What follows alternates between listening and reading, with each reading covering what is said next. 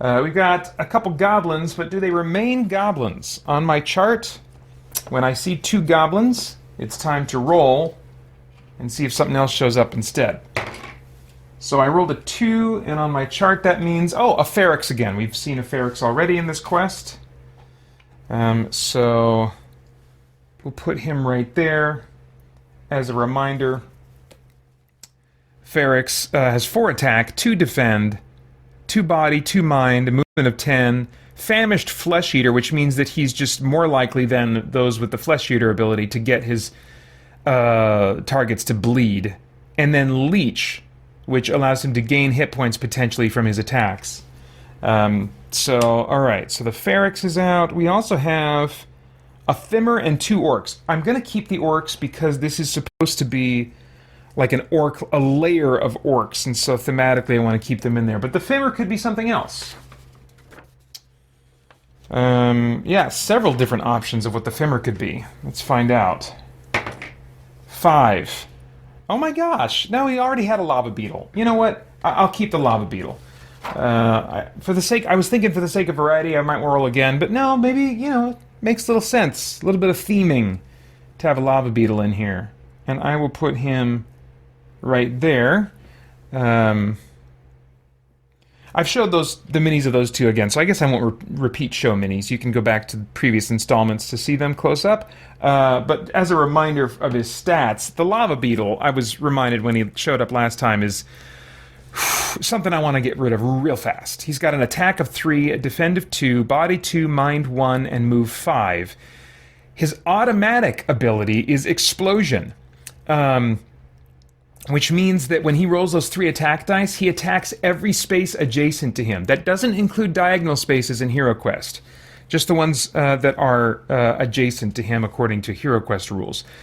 So that can end up hurting enemies around, fellow monsters, but nevertheless, still very dangerous under the right circumstances. Hello, John Wilkerson, who says, I have you on my second screen at work. Awesome. I hope it doesn't get you into trouble. But thank you. Okay. So, is that all the monsters? Nope. Nope. We got the star of the show still to come. A Chaos Warrior, and I'm going to use... Let's see. If I can find him. Yeah. I'm going to use one of my black-colored Chaos Warriors. I have 2 sets of this game. One that my friend that I played this game with for years donated to me. You can't really see the articulation as well when he's just all completely solid black like that. But the reason I colored him black was because there'd be special monsters now and then, like this one, Gulthor, this Chaos Warrior, who I believe... Let me check the notes. Oh no, he doesn't have any particularly special stats. So he's just a regular Chaos Warrior.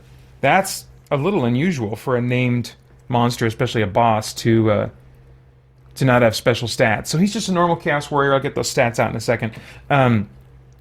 But once my friend and I had played through all the published expansions and published material for this game and started making up our own quests, we had to kind of scale up the difficulty, find ways to make monsters more dangerous, and so I would create alternate, more dangerous stats of some enemies, and those would be represented using the black figures. My favorite one that I should really add somehow to my monster ranks and conversions is a fire goblin. I called them fire goblins, where they were still very easy to kill, but when they died, they exploded and did an automatic 1 point of damage to any enemy that was adjacent to them. I think that's a really cool concept. I don't know that there's a creature that I created stats for in this version yet that has that ability, but I always like that. I should bring that into this campaign at some point. Anyway, Chaos Warrior. So he will have the normal stats of Chaos Warriors in HeroQuest. However, as I did with even the classic monsters, I gave them special abilities. So, attack of 4, defend 4, body 3. So he's a beefy tank that can also do some more than decent damage. Mind 3, move 7, and bash. Again, monster abilities only trigger if I roll a 4 through 6 on a roll and make that attempt instead of trying to attack. But if he successfully bashes a hero that he's adjacent to, it has the same net effect as the spell Rust, which means that any sword, shield, or helmet, according to the Rust spell, becomes so brittle that it just crumbles and falls apart. So he's not thematically casting Rust, but he is destroying their equipment. He's targeting their equipment and destroying that instead of them. So that can be a really, really nasty effect. Okay, so the Barbarian... Oh, I forgot to put an empty door out for this room. But this is the... I was going to say the final room, the boss fight. It's not really going to be the final room that I play. Assuming that I survive this, we make a clean sweep of the dungeon. We're going to go back. I've got at least 3 doors here on this map that I've discovered that have not been opened yet, and we got to check them out. Okay, so the Barbarian has 2 movement spaces left, doesn't he? I'm thinking he does. Wasn't he here? 1, 2, 3, 4. Yes, and then he opened the door. So he could go 5, 6 and just get in there and take out that lava beetle, but then he's going to be totally surrounded if he does that. So I don't think I'm going to do that yet. I'm going to just hold my position at the door, and that will be it for the Barbarian. Okay, the Elf... oh, that's right, we got this Dark Elf Assassin situation back here. Let me reposition my camera just a little bit.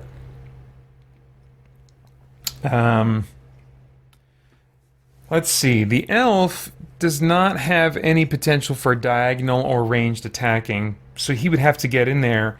He does have Acrobat, which I might take advantage of now. The Elf may move through enemy figures, but must end his movement in an empty space. After ending his movement, the Elf player individually rolls 1 combat die for each enemy space he moved through. On a skull, the enemy gains a free attack against the Elf, who may roll defense dice. You know what? Not worth it. Not worth it, because on the Wizard's very next turn, he's going to use Seeking Bolt, and he's going to take out this the Dark Elf Assassin. Done deal. So he's just going to focus on getting over this pit here. 1, 2, 3, 4, 5, 6. I don't quite want to put him in that room either. But I'll get him... My hope is to get him right here, if he can make it over that pit by not rolling a white shield. Great. Okay. So he's there. And I can use Acrobat to get him in the room if I want to in a little bit here. But that'll be it for the Elf. Wait a minute. No. He's not taken an action yet. So he is actually going to cast Rock Skin on the Barbarian. This spell may be cast on any one hero, including yourself. That hero may throw 1 extra... Do you say throw? Does anybody watching this say throw? You can let me know in the comments if you're watching the archived version of this, or you can jump into chat and let me know. Throw dice. I say roll. And the rules here clearly feel it appropriate to say throw. What did... some people say toss. I feel like my dad used to say something. It was not roll. It wasn't throw. I can't remember what he said. But that always seems like... I mean, roll has got to be the vast majority of verb choices for that action, right? Roll the dice. Shake. My dad would say shake the dice. And that's just seemed strange and incomplete to me. You're doing more than shaking them. You gotta let go to determine the outcome. Anyway, that hero may throw 1 extra chuck. Did you say chuck the dice? May throw 1 extra combat die when defending. The spell is broken when the hero suffers 1 body point. So I am going to put this on top of the Barbarian's stats to remind me that he has that effect on him now, and that is the end of the turn. John Wilkerson says I alternate. Interesting. Alternate between, presumably, roll and throw, maybe? Yeah, lots of options now that I think about it that different people have used, but I gotta think that roll is the dominant one. The other ones all feel a little off to me.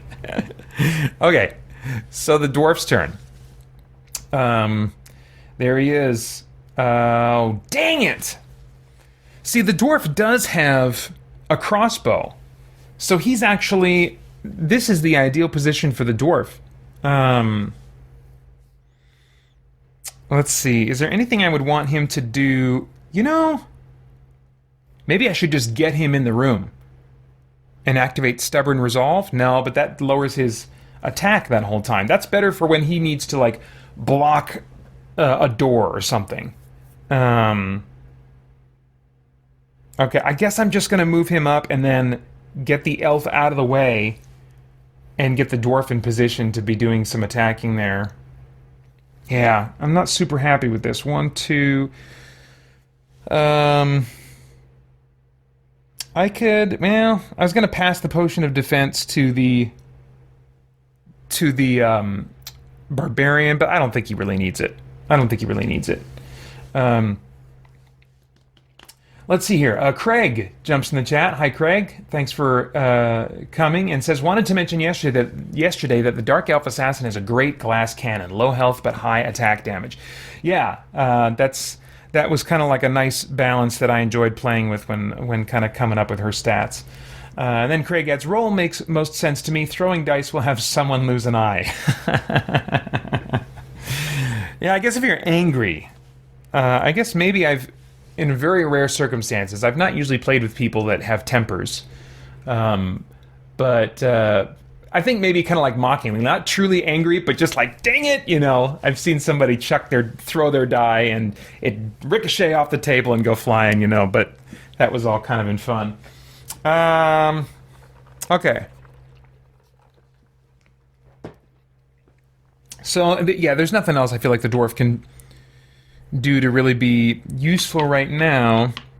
He does have a Ring of Tempest that I picked up a quest or two ago, which will cause... He can use once per quest, and I'm thinking I need to house rule that, like, every time he needs to roll a 6-sided die, and if it ever rolls a 1, then the charges run out. Those rings are pretty rare, but I found myself, over the course of 2 different quests, finding 1 in each quest, and if I get them too quickly and too easily, they can become OP. Anyway, I'll hang on to that Ring of Tempest. He's not in line of sight to do anything about it anyway. So we'll move on to the wizard, who is going to use Seeking Bolt. And once again, his special ability, Seeking Bolt, reads, the wizard deals 1 damage to any monster in his line of sight and then rolls 1 combat die. On anything but a black shield, the wizard loses 1 body point. The monster may not roll defense dice. So, yeah. Cow, ka-chow. To kill the dark elf assassin. Oops, I picked up a 6-sider. I need a combat die. Here we go. Nope, just a skull. So he does, in fact, take a point of damage, bringing him down to 3 healing potions in reserve. Let's see if that elf assassin was carrying anything. Ooh, yes. It dropped 25 coins. So let's see. Oh, yeah. I've been using little tokens to keep track so I can do the math later. Okay. So that is... Do I want... Oh, yeah, I want to get him out of the pit. 1, 2, 3.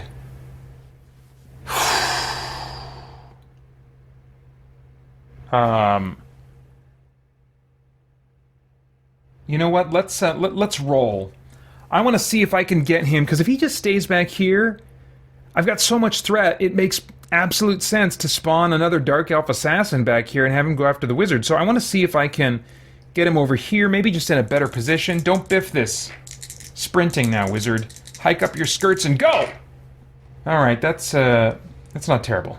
That's 9. Okay, so he's going to go 1, 2, 3, 4, 5, 6, 7...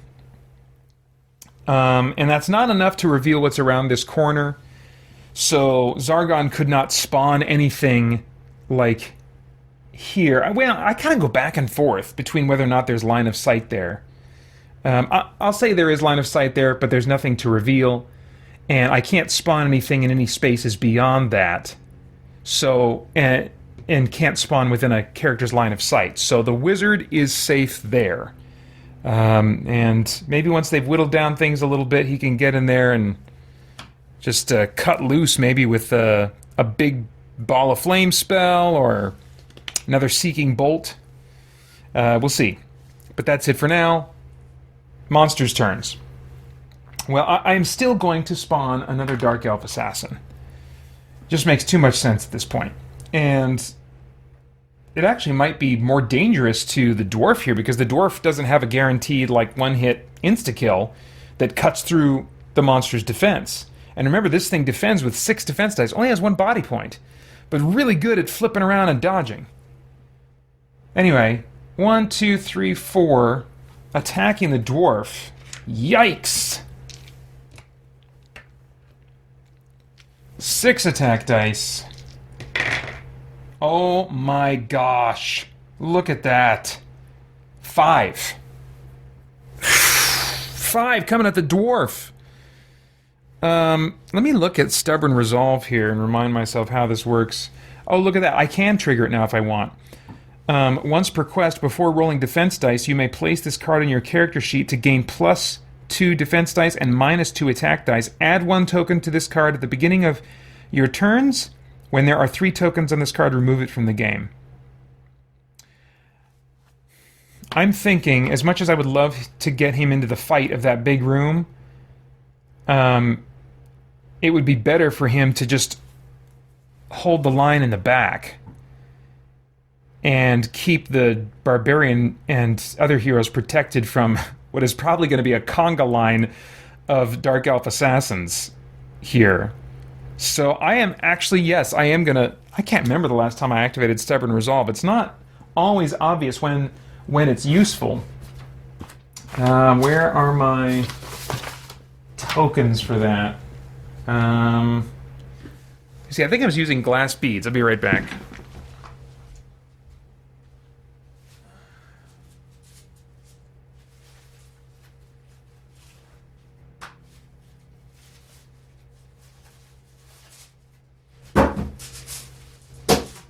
Okay. Here we go. Just these basic crafting beads that a lot of gamers use, and can be found in some games too as components. So how many am I going to need? I think 3 quests is what I'm going to use all red ones. Wait, no. I use red ones for the I use red ones for the barbarians. Whatever, Berserker Rage. Let's use blue. That has a little bit more of a defensive feel to it. Okay. And that's at the start of your turn when I put those on. Add 1 token to this card at the beginning of each of your turns. Okay. So, he normally has 3 defense dice. He now has 5. He's going to need all 5 to defend against that freaking onslaught. My gosh. Here we go. Man, just one shield in the whole bunch. So he takes 4 damage just like that. My gosh. Which means he's dead. I need him to drink a healing potion. He only has 2. This could really... I could be in some serious trouble here. I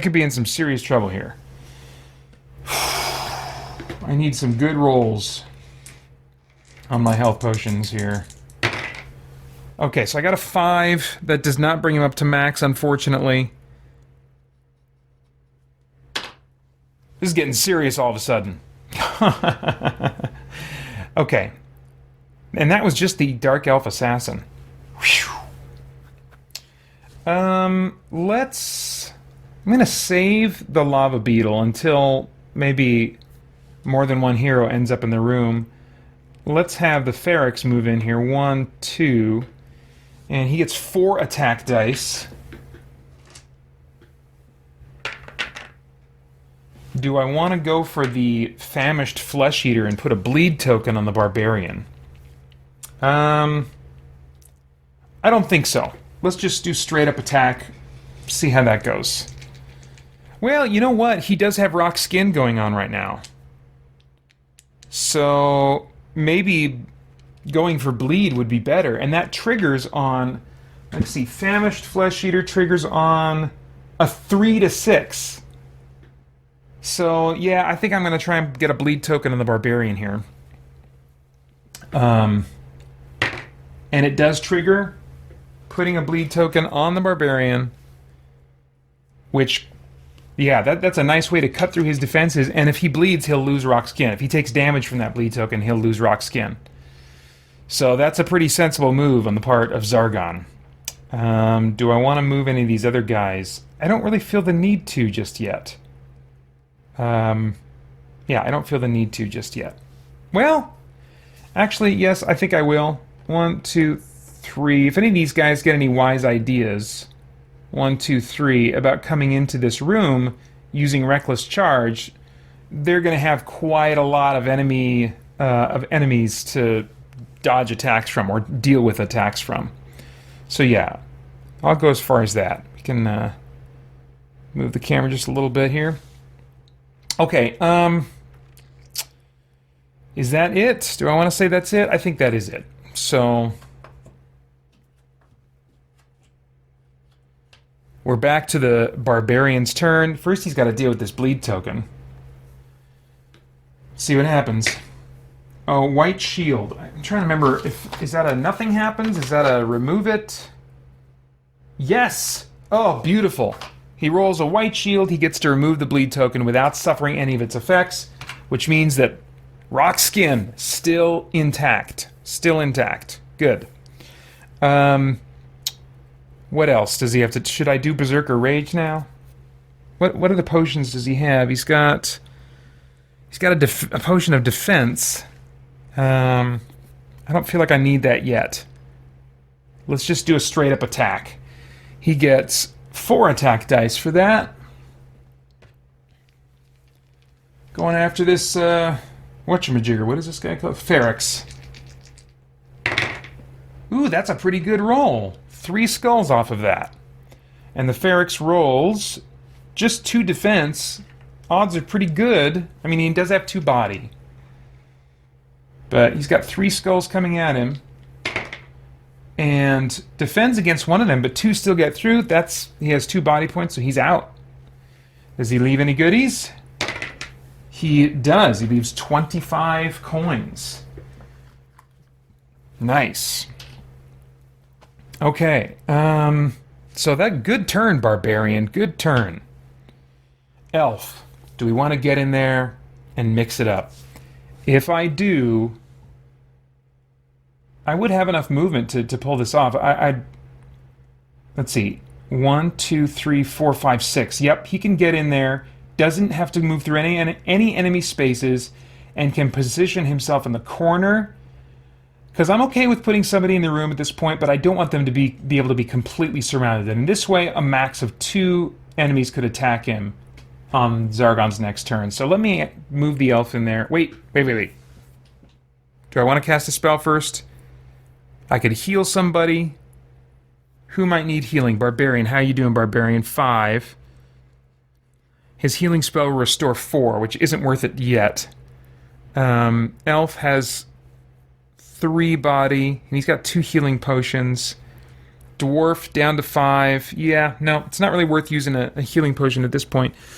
Let me check what other spell he has. He's got Pass Through Rock, which that spell is which allows you to basically walk through walls and furniture. Although I think that was it. When I was trying to remember, like, what was a house rule type thing that was very common to other players that surprised me to learn was common, I think it had to do with moving through furniture. I don't think it had to do with targeting through furniture, because I think the rules do say somewhere you cannot... I mean, furniture blocks line of sight. That's really the reason they put the furniture in there, is not merely as an aesthetic thing, although that's very cool, but it changes tactically the situation in rooms that furniture appears in. Changes the shape of the room and where line of sight can be drawn, and that is, from a mechanics standpoint, why the furniture is in the game.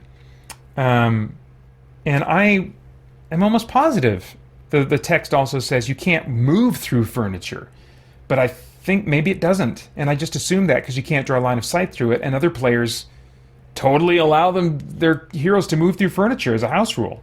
Really interesting. Anyway, I've never played that way. Anyway, Pass Through Rock. The way I've always used it is you can move through walls. It doesn't specify furniture, but I've always thought, okay, we can move through furniture too.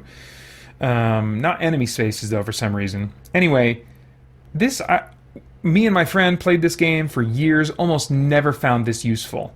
But since adding my house rules for like reckless charge and stuff like that, it has actually come in handy and been much more tactically relevant. But still not relevant right now, I don't think, for what I want to do. The elf is going to get in there. 1, 2, 3, 4, 5, 6. Beautiful.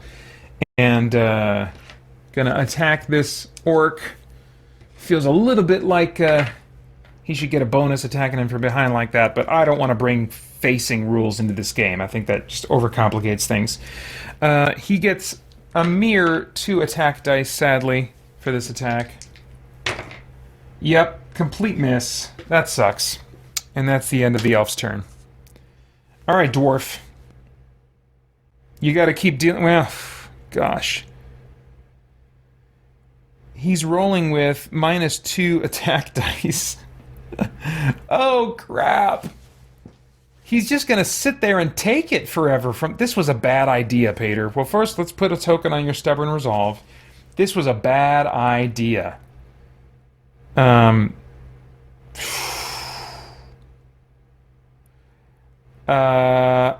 Yeah.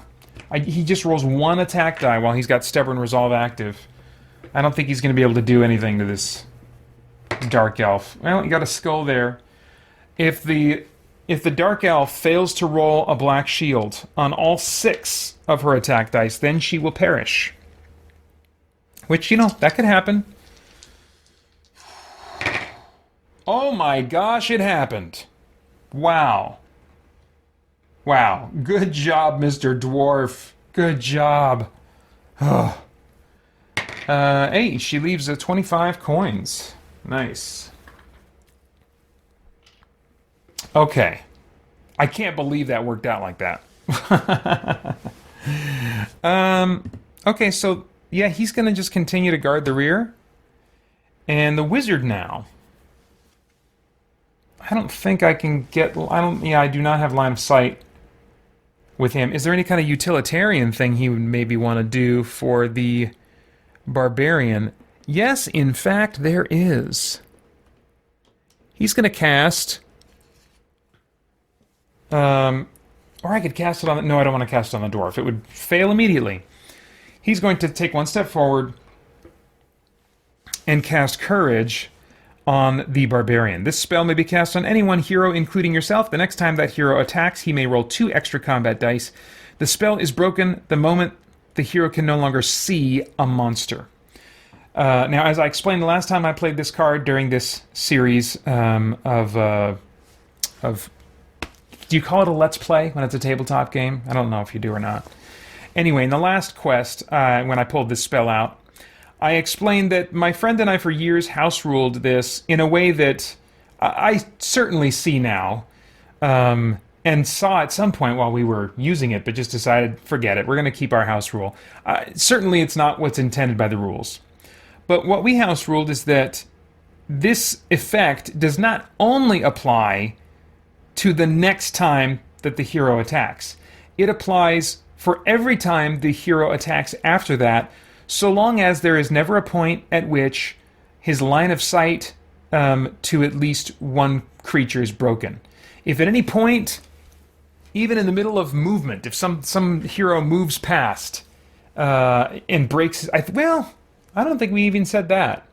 But if at any point his line of sight is broken so that he cannot draw line of sight to any monster, then the spell effect ends. But until then, he rolls 2 extra attack dice on every attack, which made Courage the most powerful spell in the game that we would save for rooms like these. So that's how I'm going to play it. Yeah. He doesn't have Berserker Rage going on, but man, if I put Berserker Rage on top of that, whoa, he'd be a killing machine. Maybe I should do that. Get him in there and just start killing? He's got... That would mean he rolls 1 defense dice. Well, no, with Rockskin, he would still roll 2 defense dice. And he does have a potion of defense. Should I just have him go in there and start wrecking house? Man, what would be awesome right now is if he also had a potion of battle that allows him to attack twice. Let's not overdo it. Let's just start with courage. So he's got courage on him. That's the end of the wizard's turn. So now Zargon is going to go. Got all this threat to use. Let's spawn another Dark Elf Assassin. Back here. She's going to go 1, 2, 3, 4.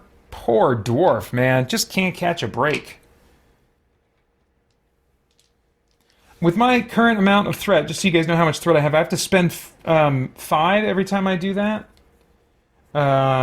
3, 6, 7, 8, 9, 10, 11, 12, 13, 14. I can do it twice more, probably 3 times more before the game is over. Here we go. Okay, 3 skulls. Still a nasty roll. Not as bad as last time, but still nasty.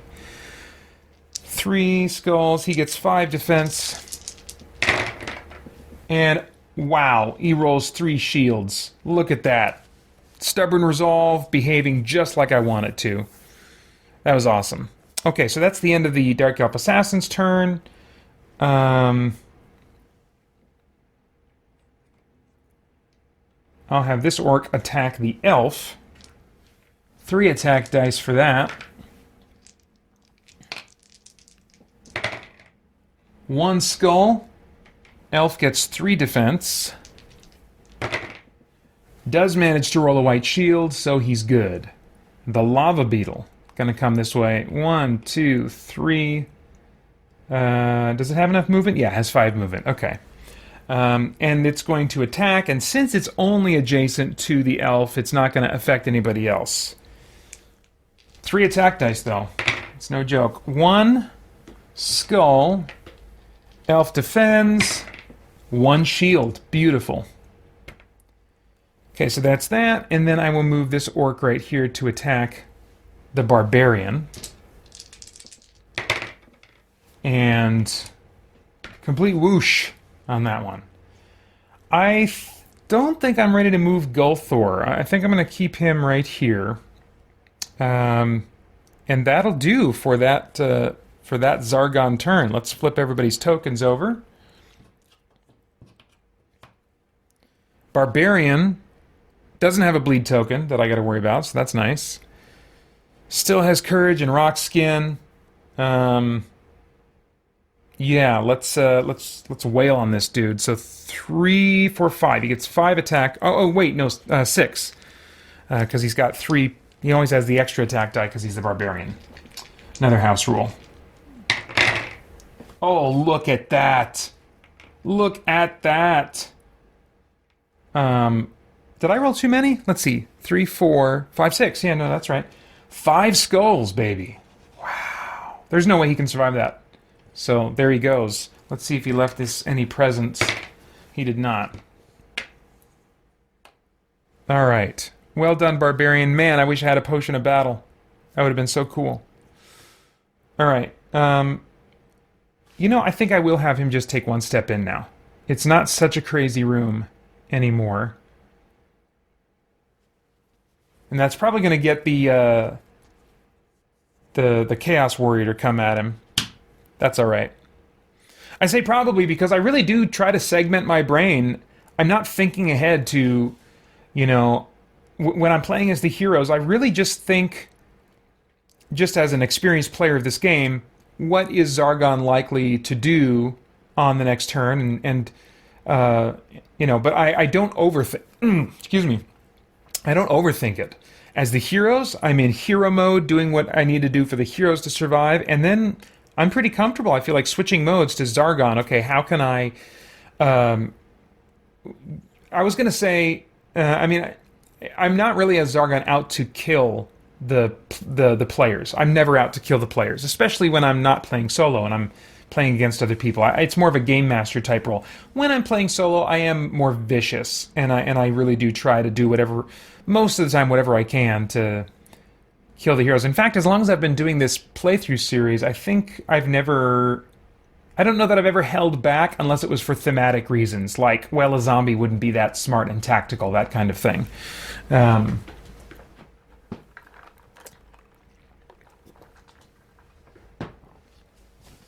Okay. I just had the barbarian move in, right? I haven't had him attack yet. Or did he attacked and then he moved in? I think that's what happened.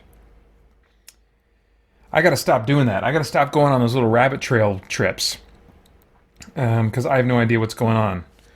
All my guys' tokens are flipped so that it says to me they haven't taken their turns yet. So I'm gonna assume that the barbarian, I think he did just attack and kill somebody. And then moved in. So I'll just stop right there. Maybe I'm totally missing the opportunity to attack with him, but oh well. Elf. Well, it'd be nice to get rid of one of those guys. Either the orc or the lava beetle. They both have 3 attack. Lava beetle has explosion, which makes him a little more offensively dangerous. They both defend with 2. The orc, though, has a body of 1. And so I think he would be a little easier to take out. So let's see if we can take him out quickly with the elf. Just 2 attack dice. Dang it! Complete miss there. That sucks. Alright. Yeah, I'll just keep him there. I don't feel like there's much else that he can really do. So... Oh wait, he's got a... Oh, he's got a Ring of Fire of Wrath. Dang it, I should have used that. That would have been a good opportunity for that. Alright, maybe next turn. Maybe next turn. So now it's the dwarf's turn. He's still got this assassin behind him. Let's put another token on him. So you got 2 tokens on him. At the beginning of his next turn is when he'll lose Stubborn Resolve. So he'll have this defense for one more attack from a Dark Elf if it survives. Which it probably will. Oh, 1 skull. Maybe not. Maybe not. 1, 2, 3, 4, 5, 6. Wow. Again, on all 6, it fails to roll a black shield. Which isn't crazy, you know. There's only 1 black shield per combat die. So it's just a 1 in 6 chance. But even so, twice I would have expected 1 time to roll. Anyway, there goes the Dark Elf Assassin. Good riddance. Did not leave a present. And that's the end of the dwarf's turn. Well done, Mr. Dwarf. Let's just stay put there. No reason to move. The wizard, however, I will put right here.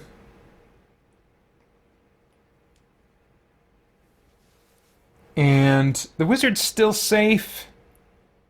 I think I'll have the wizard use fire. Did I use Fire of Wrath already? I think I did. Yeah, I used Fire of Wrath already. What offensive spells do I have left? I've got... Tempest is a good one to use like on a boss enemy.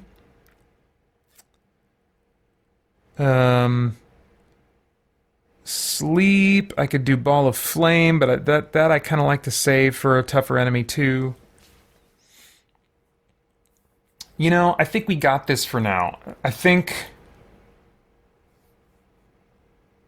You know what? He's got the healing potions. He's got 3 healing potions in his back pocket. I'm going to do Seeking Bolt. I'm going to Seek Bolt on this guy right here. Take him out.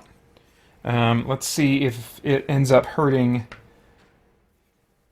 Elderast. It does. Those arcane energies magic has a cost.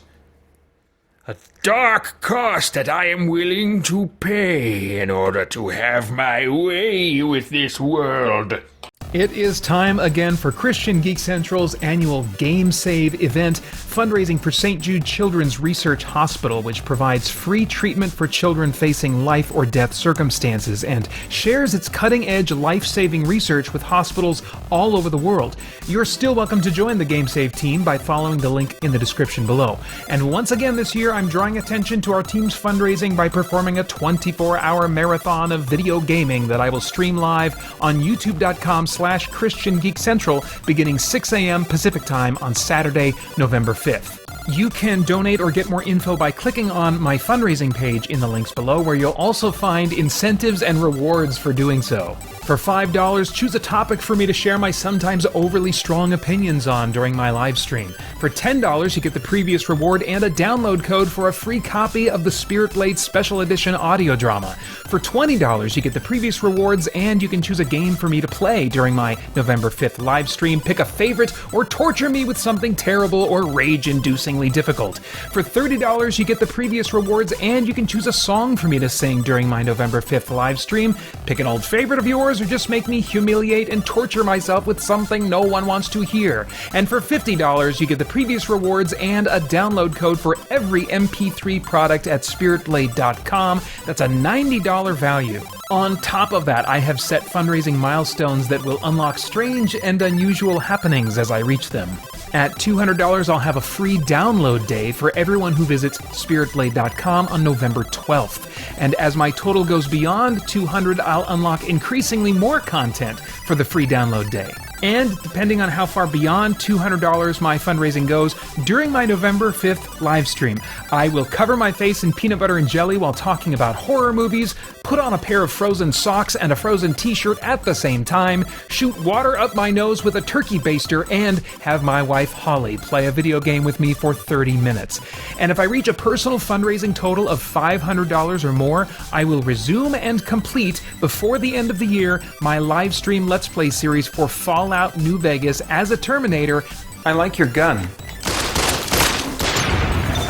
Attempting to do so in a single sitting. That could take as much as 20 hours or more based on how long tobeat.com averages. We will find out together if I reach $500. Finally, if I reach my $500 goal by the end of Thursday, October 20th, I will do a 4-hour live stream before the end of the year, playing only the most frustratingly difficult games in my collection. Since my last Get Good live stream, I've added some more titles to the list that will probably be like beating my face against a wall, and you can bring that about if you help me reach $500 by the end of October 20th. Now, there are some stipulations and time limits on those rewards and milestones, so quickly follow the link below to my fundraising page for all the details. I hope you'll be a part of helping me and the Christian Geek Central Game Save team do some good for some kids who really need it. And then please join me at youtube.com/ChristianGeekCentral for my 24-hour marathon starting at 6 a.m. Pacific time on Saturday, November 5th. Hope to see you then. Oh my gosh. This is all kinds of wrong.